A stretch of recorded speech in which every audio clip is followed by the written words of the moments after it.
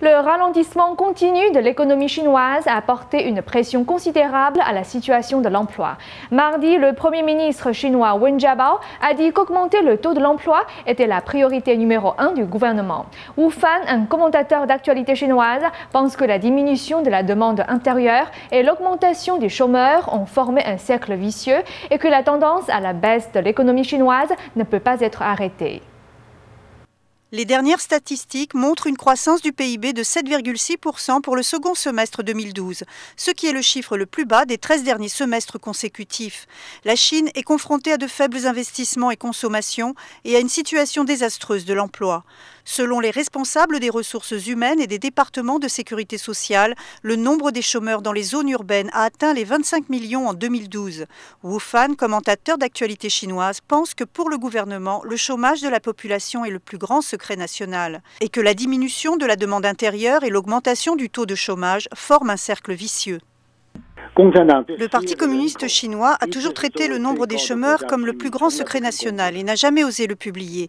Les seuls diplômés universitaires comptent pour 7 millions chaque année et au fil des ans, le nombre de personnes sans emploi cumulé n'a fait qu'augmenter. Avec un fort taux de chômage, comment peut-il y avoir une consommation économique?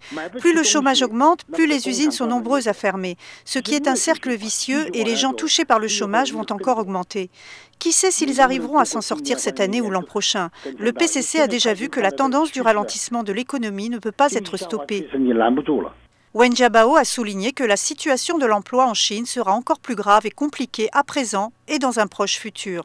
Le 24 mai, le média officiel du PCC, le journal du peuple de l'édition d'Outre-mer, a cité le point de vue d'experts du Centre d'échange économique international et a officiellement admis que les trois chariots de l'exportation, l'investissement et la consommation qui stimulent l'économie sont tous en panne.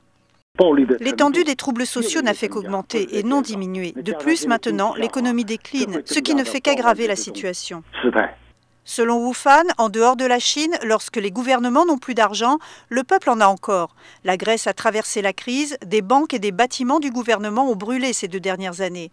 Mais en regardant attentivement, on constate que les gens ont encore de l'argent.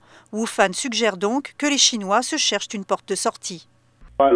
Tous, que vous soyez riches ou pauvres, vous devriez réfléchir à comment mener votre vie, comment tracer votre chemin. Selon moi, les gens ont perdu toute confiance dans le PCC et ils devraient être informés de la situation et de la tendance à quitter le PCC, parce que la situation tout entière est en train de changer. Nouvelle NTD.